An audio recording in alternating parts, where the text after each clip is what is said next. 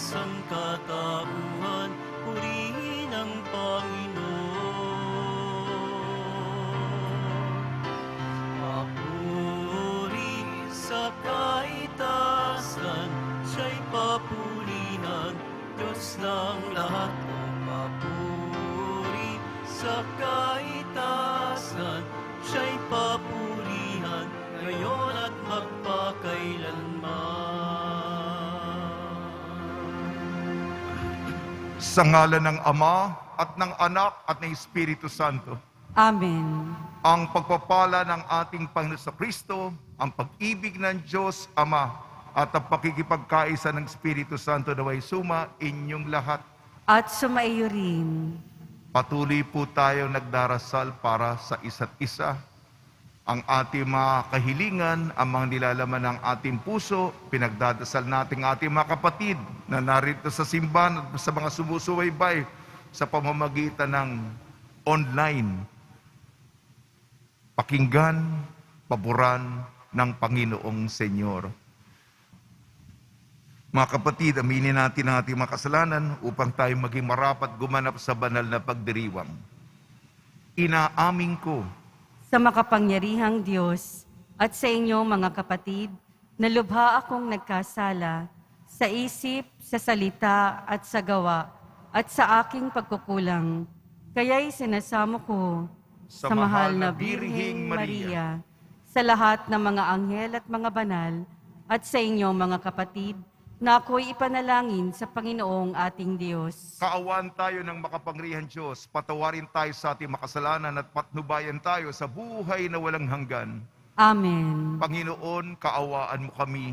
Panginoon, kaawaan mo kami. Kristo, kaawaan mo kami. Kristo, kaawaan mo kami. Panginoon, kaawaan mo kami. Panginoon, kaawaan mo kami. Manalangin tayo. Ama naming makapangyarihan, ipagkalo mo kami makasamba sa iyo na may loobing taimtim na totoo at kami rin naway magmahal sa aming kapwa-tao na may damdaming ibinunsod ng kanyang Espiritu sa pamamagitan ng Kristo kasama ng Espiritu Santo magpasawalang hanggan. Amen. Magsiupo na po ang lahat.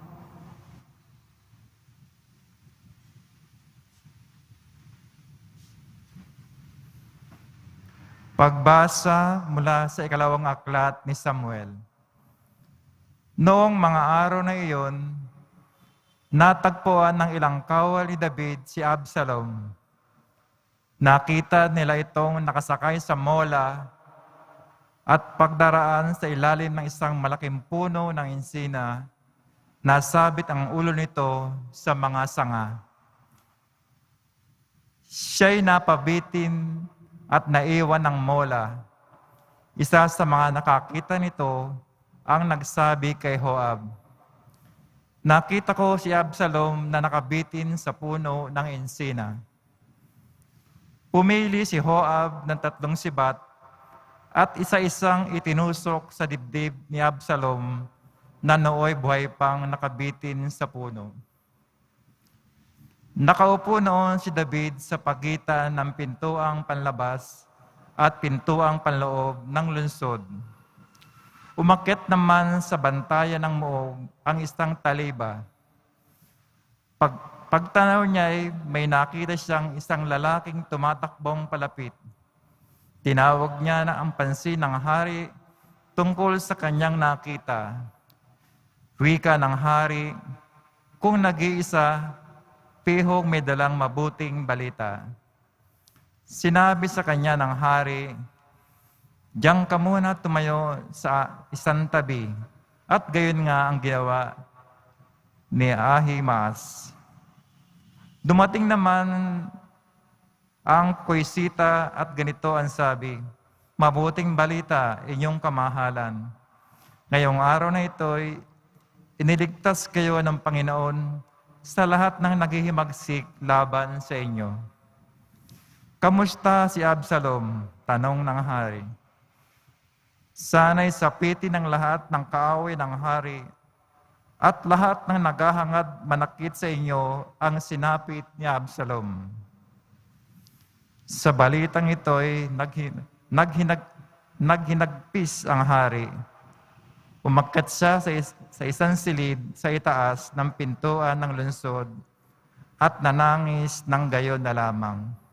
Wika niya, Absalom, Absalom, anak ko, bakit kaya hindi pa ako sa halip na ikaw ang namatay? May nagbalita kay Joab ng hari na nangis at nagduluksa sa pagkamatay ni Absalom. Kaya't nauwi sa pagduluksa ang tagumpay ng hukbo. Nabalita ng mga tao na labis na dinamdam ng hari ang nangyari sa kanyang anak. Kaya't lihim silang pumasok sa lungsod para silang makawal na nahihiyang pakita sa madla dahil sa pagkatalo sa labanan. Ang salita ng Diyos. Salamat sa Diyos. Poon sa aking dalangin, ako sana'y iyong dinggin. Poon sa aking dalangin, ako sana'y iyong dinggin. Sa aking dalangin, ako iyong dinggin.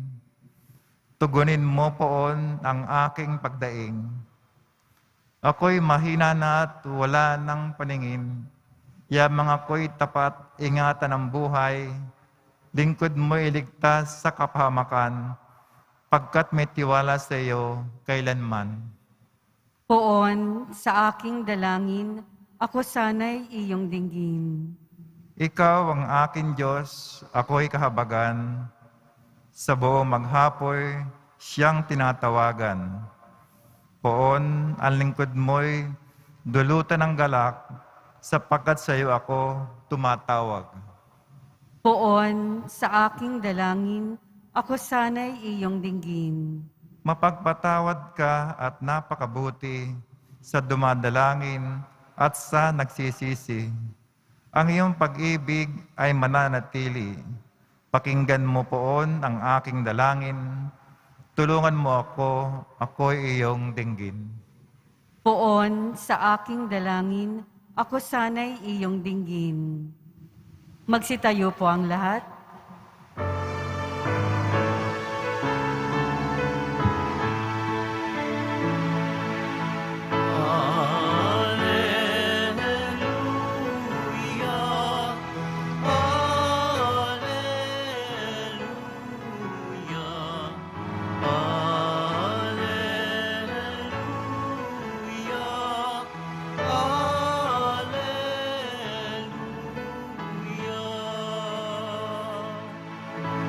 Inako ni Jesucristo ang sakit ng mga tao upang matubos niya tayo.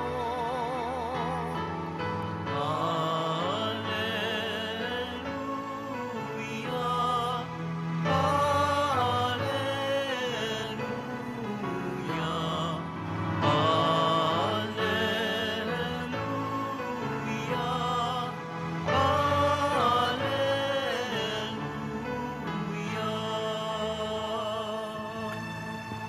Sumainyo ang Panginoon. At sumaiyo rin. Ang mabuting balita ng Panginoon ayon kay San Marcos. Papuri sa iyo, Panginoon. Noong panong yun, muling tumawid si Jesus sa ibayo ng lawa ng Galilea, nakasakay sa bangka. Nasa baybay pa siya ng lawa ay pinagkalimpunan na siya ng maraming tao. Dumating ang isang lalaking nagngangalang Jairo, isang tagapamahala ng sinagoga. Pagkakita kay Jesus, siya'y nagpatira pa sa kanyang paanan at ang samo, agaw buhay po ang anak kong dalaga. Kung maaari, sumama kayo sa akin at ipatong ninyo sa kanya ang inyong kamay upang siya'y gumaling at mabuhay. Sumama naman si Jesus at sinundan siya ng napakaraming taong nagsisiksikan. Anupat, halos maipit na siya. May isang babae roon na 12 taon nang dinudugo at lubhang nahihirapan. Marami ng manggagamot ang tumingin sa kanya at naubos na sa pagpapagamot ang kanyang ari-arian. Ngunit hindi siya napabuti kahit kaunti, bagkus lalo pang lumubha. Narinig niya ang sinasabi ng mga tao tungkol kay Jesus, kaya't nakipagsiksikan siya hanggang sa makalapit sa likuran ni Jesus at hinipo niya ang damit nito, sapagkat sinabi niya sa sarili, mahipo ko lang ang kanyang damit, ay gagaling na ako. Biglang tumigil ang kanyang pagdurugo at naramdaman niya, magaling na siya. Naramdaman naman ni Jesus ang kapangyarihang lumabas sa kanya. Kaya't bumaling siya sa mga tao at nagtanong, sino ang humipo sa akin? Sumagot ang kanyang mga alagad, nakikita po ninyong nagsisiksikan ng napakaraming tao. Bakit itinatanong ninyo, sino ang humipo sa inyo? Subalit, patuloy na luminga-linga si Jesus, hinahanap ang humipo sa kanya, palibasay alam ng babae ang nangyari. Siya'y nanginginig sa takot na lumapit kay Jesus, nagpatira pa at ipinagtapat ang buong katotohanan. Sinabi sa kanya ni Jesus, anak, pinagaling ka ng iyong pananalig sa akin. Umuwi ka na ipanatag mo ang iyong kalooban. Lubusan kang magaling sa iyong karamdaman. Samantalang nagsasalita pa si Jesus, may ilang dumating mula sa bahay ni Jairo. Patay na po ang anak ninyo, sabi nila. Bakit na ninyo sasabihin sa guro? Hindi pinansin ni Jesus ang kanilang sinabi, sa halip ay sinabi sa tagapamahala, huwag kang mabagabag, manalig ka. At wala siyang isinasama kung hindi si Pedro at ang magkapatid na Santiago at Juan. Nang dumating na sila sa bahay ng tagapamahala, nakita ni Jesus, naggulong-gulo ang mga tao. May mga nanangis at nananaghoy. Pagpasok niya sa kanyang sinabi, bakit kayo nagkakagulo at nananangis? Hindi patay ang bata, natutulog lamang. Ngunit pinagtawanan siya ng mga tao. Pinalabas niya ang lahat, maliban sa ama't ina ng bata at ang 3 alagad. At sila'y pumasok sa kinaroroonan ng bata. Hinawakan niya ang kamay at sinabi, Talita kumi. Nang ibig sabihin, ineng, sinasabi ko sa inyo, magbangon ka. Pagdakay, bumangon ang bata at lumakad. Siya'y 12 taon na. At namangha ang lahat, mahigpit na ipinagbili ni Jesus na huwag ipaalam ito kanino man. At iniutos niyang bigyan ng pagkain ang bata. Ang mabuting balita ng Panginoon. Pinupuri ka namin, Panginoong Heso Kristo. Magsiupo na po ang lahat. Binabati po namin kayo sa pagpapala, pagbibindisyon, pagbibiyaya, pagkakaloob ng napakaraming grasya mula sa ating butihing Panginoong Senyor. Marami tayong mga kahilingan at isa sa mga kahilingan, kadalasan patungkol sa pamilya. Tayo mga Pilipino at ang mga Pilipino, napakahalaga ang pamilya. Ang ating mga sakripisyo, pagpupunyagi, kinakalimutan natin ang ating sarili, alang-alang sa pamilya. May anak, may kapatid, may pamangkin, tutulungan. Sa ating mahaba po, makukulay po ang mga kwento sa pagbasa. Unang pagbasa, pangalawang Samuel at Ebanghelyo ni San Marcos. Ukol sa pamilya ito. Ano ba? Kung ikaw ang tatay, yung anak mo, ano gusto mo? Magkasundo kayo? O maglaban kayo? Isipin nyo, nando kayo sa bahay ninyo. Ano yung kapaligiran? Pagkamuhi, murahan, galit, o pamilyang may pagbibigayan, may pagmamalasakit, may kapatawaran. Sa ating unang pagbasa, pangalawang Samuel, ito ang kamatayan ng anak ni David na rumibelde sa kanya. Anak, gustong maging hari, papatayin ng kanyang anak, ama, na si David. Etong si Absalom, ayan, tumatakas.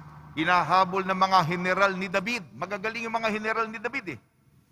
Pagtakas ni Absalom, nako, yung buhok niya naipit,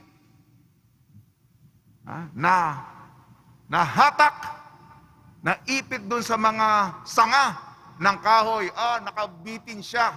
Aba, pagkakataon na ito, ang ginawa ng mga general ni David, may sibat, patay ka.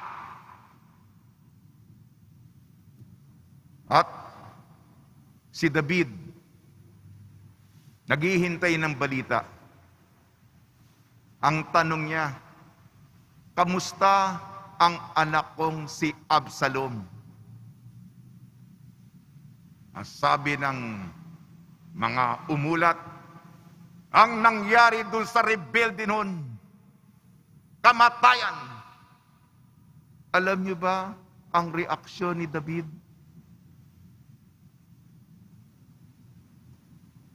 Dugo ng aking dugo, buto ng aking buto.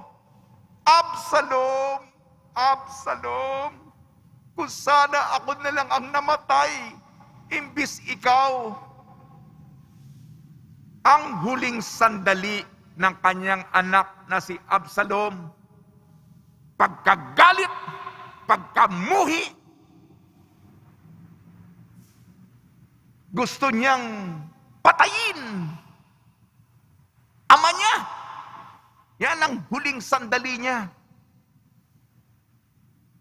Walang pagkakataon na magkasundo ang ama at ng anak. Lumuha, tumangis, nalungkot ng malubha. Nakita ng mga general ni David na imbis matuwa, o sige, hindi yata ikinatuwa niya ang ginawa nating tagumpay. Napreserba natin ang kaharian niya, ang bahay niya. Alis muna tayo. Naalala ni David, bumalik tayo sa kasalanan ni David. May naliligong babae. Maganda. Pinatawag. Nakiapid. May asawa pala. Pinapatay. Ano ang sabi ng propeta? David, hindi ka mamamatay. Sige. Pero matutuklasan mo ang biyolensya, ang pagdalak ng dugo sa bahay mo. Kung alam mo lang ba ang epekto ng kasalanan mo? Kung alam mo lang ba ang bunga ng kasalanan mo? Kung alam mo lang ba ang resulta ng kasalanan mo? Yan. Bahay na nasira. Di ba pumubuo tayo ng tahanan? Ikaw ang tatay. Ikaw responsable. Paano pinalaki ang anak mo? Pasensya na, ha? Unang pagbasa. Mabago naman natin sa ebanghelyo natin. Sapagkat pumili po tayo. Ito naman may isang tatay. Mataas ang katungkulan niya. Siya'y tagapamahala ng sinagoga. Alam niya nagpapagaling si Jesus. Siya ang Mesiyas. Nagpatira pa siya. Guro, Parang awa nyo na. Agaw buhay ang anak ko. Nakiusap siya. Alam nyo po, kanina nagbabasa ako ng ebanghelyo, yung iba sa inyo nakatingin na sa kwan. Kasi mahaba nga naman, mahaba yung mga pagbasa natin eh. Eh minsan nainip na. Nainip na kayo makinig. Alam nyo po, minsan, ito, napakadaming tao. Ha? Di ba? Kahit ako, kahit yung mga naglilingkod dito. Katawan ni Kristo, katawan ni Kristo, katawan ni Kristo. Ha? At dito sa ritual natin, di ba? Katawan ni Kristo, amen. Ganon, para mabilis ang transaksyon natin, di ba? Eh minsan, lalo na sa simbahan ng Quiapo, ay meron pang nagbibigay ng komunyon, may counseling pa. Father, pagdasal niyo naman ako. Malubha ang karamdaman ng anak ko. Papakita pa yung picture. Eh yung mga mangungumunyon pa. Ano to? Di ba? At hindi lang dito, kaya humaba ang ating ebanghelyo. Di ba nagsisiksikan yung mga tao, napakakapal ng mga tao. Yung isa naman, babaeng 12. Katulad ninyo, basta meron tayong padamit. Di ba? Naku, haba-haba ng hawakan natin yung damit ng Nazareno. Yan. Eh yan ang batayan. Mahawakan ko lang ang laylayan ng kanyang damit. Gagaling na ako. Si Jesus, sino humuy po sa akin? Yung mga alagad niya, pambihira naman. Kitang-kita nga, nagsisiksikan tayo, nagtutulakan tayo, dami-daming tao. Tatanungin pa sa atin kung sino humipo sa kanya. Tumingin-tingin si Jesus. Nakita. Ako po yun. Alam nyo, pasensya, minsan ako, mga naglilingkod din, nawawalan na rin ng pasensya.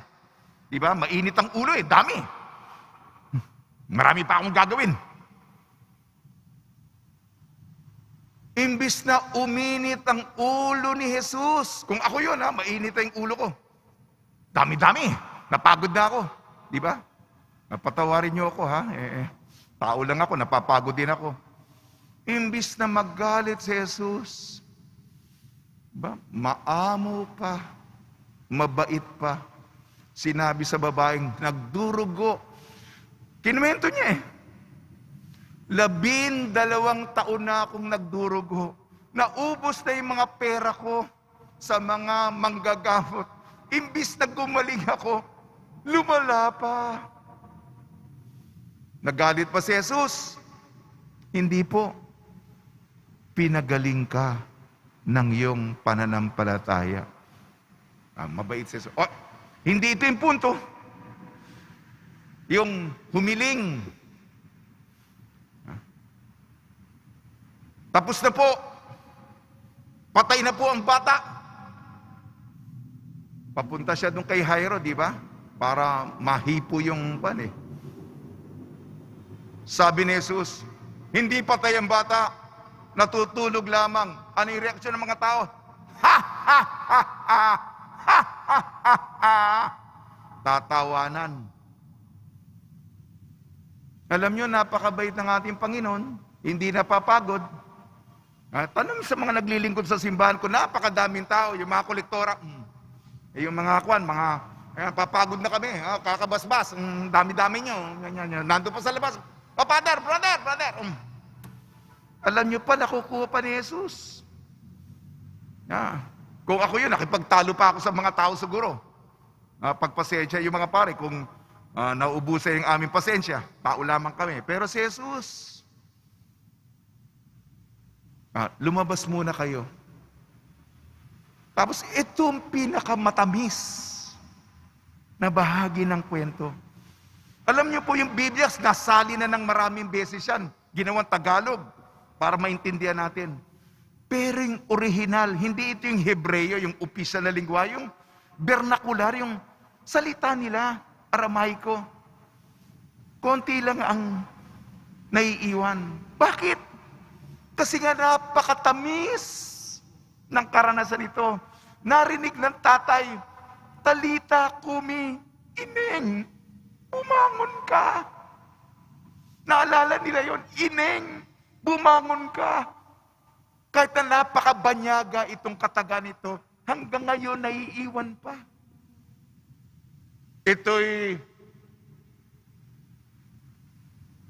kakaiba doon sa karanasan ni David. Ito, ang pamilya nagyakapan. Nagyakapan, akala ko nawala kita. Yung tatay, yung nanay, yung pamilya, nagyakapan sa tuwa. Ang reunion. Akala mo nawala. Ngayon, pumili ka. Wes, sa loob ng tahanan na mahal ka sa atin, ano, magpapakasasa ka sa sarap ng kasalanan na ang bunga ay pagkawarak, pagkabasag, pagkasira ng mga mahal mo sa buhay? Yan. Isang pamilyang buo, isang pamilyang buklod, pinagmamalasakitan, sakripisyo araw-araw. Okay na, medyo, sige na. Pag nilayan po natin, ipagdasal natin ang lahat ng mga pamilya natin. Mahalaga na tayo nagpapatawad, tayo nagkakaisa.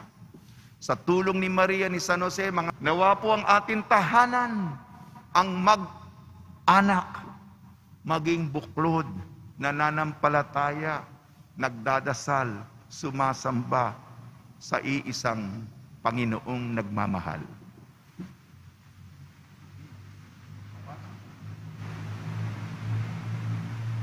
Magsitayo po ang lahat. Minamahal ko mga kapatid, kalakip ang buong pananalig habang nananalangin tayo na may pananampalataya sa Diyos Ama, natutugunin niya ang ating mithiin. Tugon po natin, Panginoon ng buhay, akayin mo kami. Panginoon ng buhay, akayin mo kami. Ang simbahang Katolika sa buong daigdig, naway maging simbolo ng nagpapagaling na gawain ni Kristo sa pamamagitan ng kanyang pag-aaruga. Manalangin tayo. Panginoon ng buhay, akayin mo kami. Tayong lahat naway makilahok at makiisa sa mga nagnanais na mapanatili ang kalusugan at kalinisan ng ating kapaligiran. Manalangin tayo. Panginoon ng buhay, akayin mo kami. Ang mga doktor at mga nurse at yung manag-aalaga ng mga may sakit, naway maipakita nila ang habag at kahinahunan ni Kristo. Manalangin tayo. Panginoon ng buhay, akayin mo kami.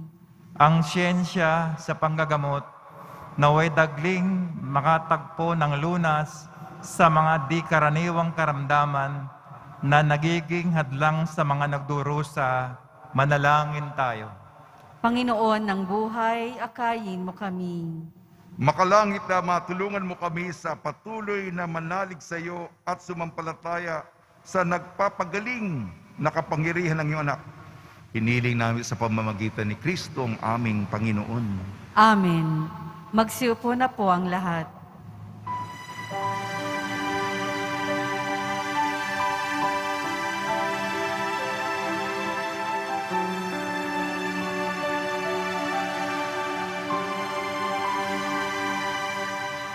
O Diyos, among himaginaw,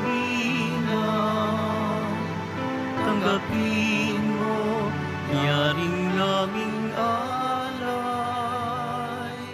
Gawin ito bilang tanda ng aming kaligtasan.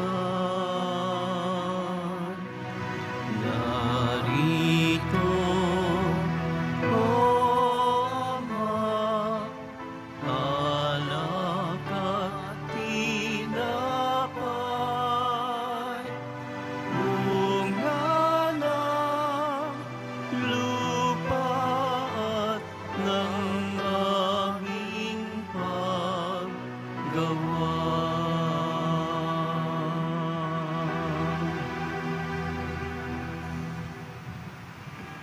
Magsitayo po ang lahat. Manalangin kayo mga kapatid upang ang ating paghahain ay kalugdan ng Diyos amang makapangyarihan. Tanggapin nawa ng Panginoon itong paghahain sa iyong mga kamay, sa kapurihan niya at karangalan, sa ating kapakinabangan at sa buong sambayanan niyang banal. Ama namin lumikha, ang mga alin na ngayon aming inihahanda sa hapag na ito ng iyong dambana ay yung tanggapin at gawara ng pagpapala upang mapagsaluhan namin ang kaligtasan mong ginawa sa pamamagitan ng Kristo kasama ng Espiritu Santo magpasawalang hanggan. Amen. Sumainyo ang Panginoon. At sumaiyo rin. Itaas sa Diyos ang iyong puso at diwa. Itinaas na namin sa Panginoon. Pasalamatan natin ang Panginoong ating Diyos. Marapat na siya ay pasalamatan. Ama naming makapangyarihan, tunay nga marapat na ikaw ay aming pasalamatan. Sa iyong paglingap at kagandang loob, ang tao'y nilikha mo at pinangasiwa sa sansinukob. Sa hangad mong siya'y iwastong lubos. Siya'y pinagdusa mo sa kanyang pagtalikod. Sa iyong pagiliw, iyong ipinahintulot na makabalik siya sa pamamagitan ni Kristo Jesus. Kaya kaisa ng mga anghel na nagsisiawit ng papuri sa iyo nang walang humpay sa kalangitan, kami nagbubunyi sa iyong kadakilaan. Santo, Santo, Santo, Panginoong Diyos ng mga hukbo, napupuno ang langit at lupa ng kadakilaan mo, o sana sa kaitaasan. Pinagpala ang naparirito sa ngalan ng Panginoon, o sana sa kaitaasan. Magsiluhod po ang lahat. Ama naming banal, ikaw ang bukal ng tanang kabanalan. Kaya sa pamamagitan ng Espiritu, gawin mong banal ang mga kaloob na ito upang para sa amin maging katawan at dugo ng aming Panginoong Jesucristo. Bago niya pinagtiis ang kusang loob na maging handog, hinawakan niya ang tinapay, pinasalamatan kanya, pinaghati-hati niya yun. Iniabot sa kanyang malagad at sinabi, tanggapin ninyong lahat ito at kanin, ito ang aking katawan na ihahandog para sa inyo.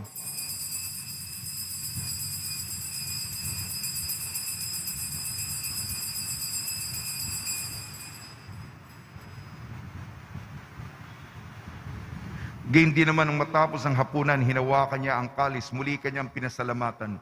Inabot niya ang kalis sa kanyang malagad at sinabi, tanggapin ninyong lahat ito't inumin. Ito ang kalis ng aking dugo, ng bago at walang hanggan tipan. Aking dugo ni bubuhos para sa inyo at para sa lahat, sa ikapagpapatawad ng makasalanan. Gawin ninyo ito sa pag-alala sa akin.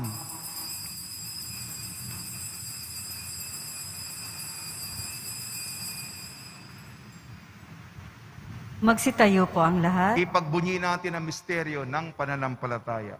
Si Kristo'y namatay, si Kristo'y nabuhay, si Kristo'y babalik sa wakas ng panahon. Ama, ginagawa namin ngayon ang pag-alala sa pagkamatay at muling pagkabuhay ng iyong anak. Kaya't inialay namin sa iyong tinapay na nagbibigay buhay at ang kalis na nagkakaloob ng kaligtasan. Kami nagpapasalamat dahil kami minarapat na tumayo sa harap mo para maglingkod sa iyo. Isinasamo namin kami magsasalo-salo sa katawan at dugo ni Kristo ay mabuklod sa pagkakaisa sa pamamagitan ng Espiritu Santo. Ama, lingapin mo yung simbahang laganap sa buong daigdig. Puspusin mo kami sa pag-ibig kaysa ni Francisco na aming Papa at ni Jose na aming Obispo at ng Tanang Kaparian. Alalahanin mo rin ang mga kapatid namin na himlay na may pag-asang sila'y muling mabubuhay, gayon din ang lahat mga pumanaw. Pagdasal natin ang lahat ng mga yumao sa kapanahunan ng pandemya. Kaawaan mo sila at patuloyin sa iyong kaliwanagan. Kaawaan mo at pagdapatin kaming lahat na makasalo sa iyong buhay na walang wakas. Kaysa ng mahal na Birhing Maria na Ina ng Diyos, Nuestra Señora de la Buena Hora, ng kabiyak na puso niyang si San Jose, kaysa ng mga apostol, San Aloysius Gonzaga, San Sebastian, San Lazaro, San Roque, San Juan Bautista at ang lahat ng mabanal na namuhay dito sa daigdig ng kalugod-lugod sa iyo.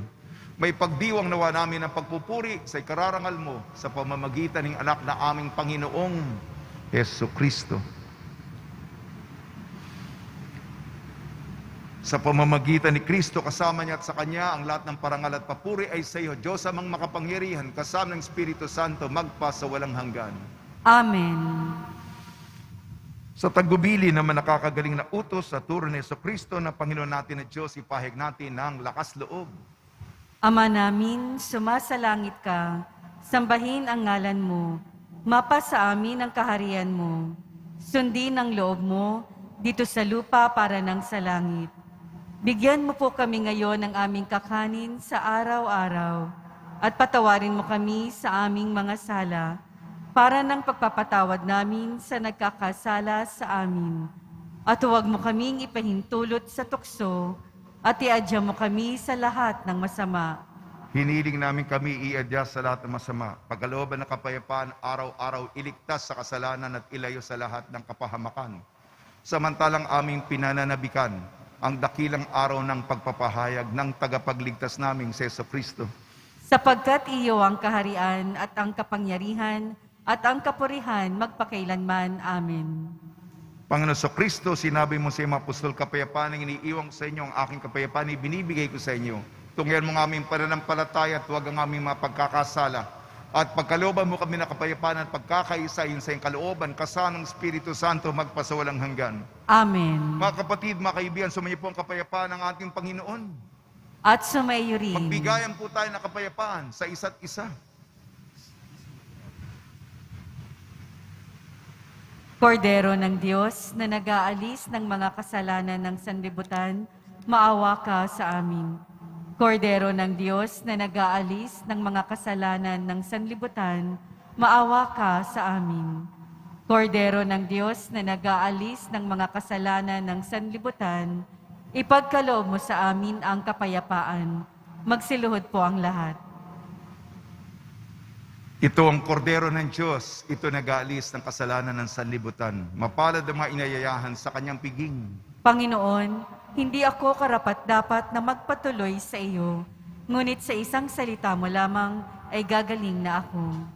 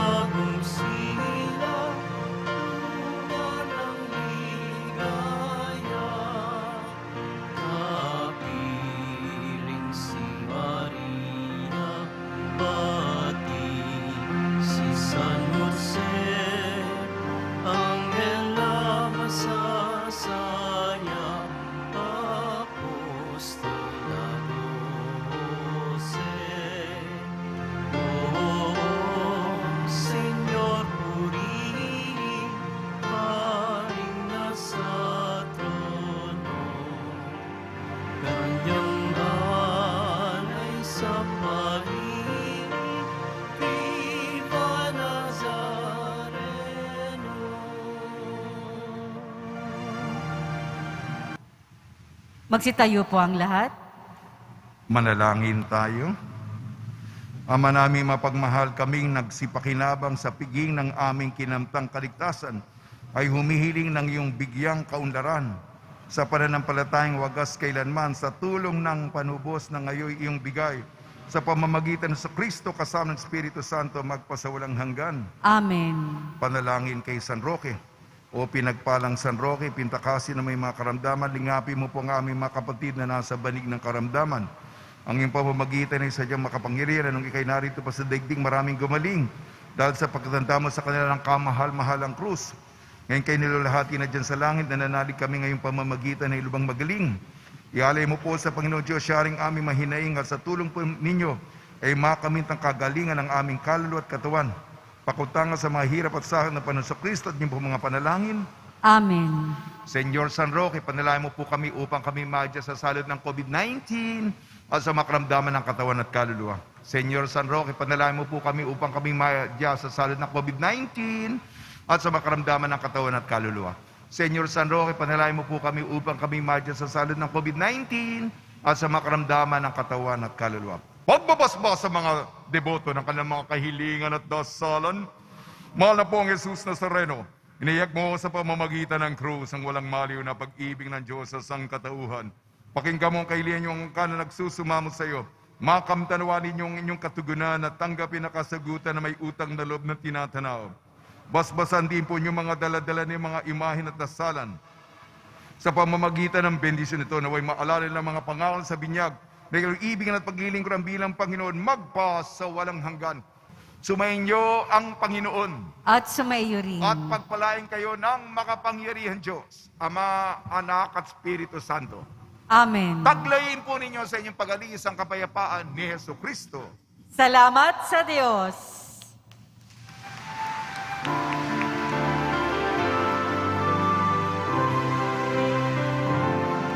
Nuestro Padre Jesus Nazareno, sinasamba ka namin. Pinipintuno ka namin. Aral mo ang aming buhay at kaligtasan. Nuestro Padre Jesus Nazareno, iligtas mo kami sa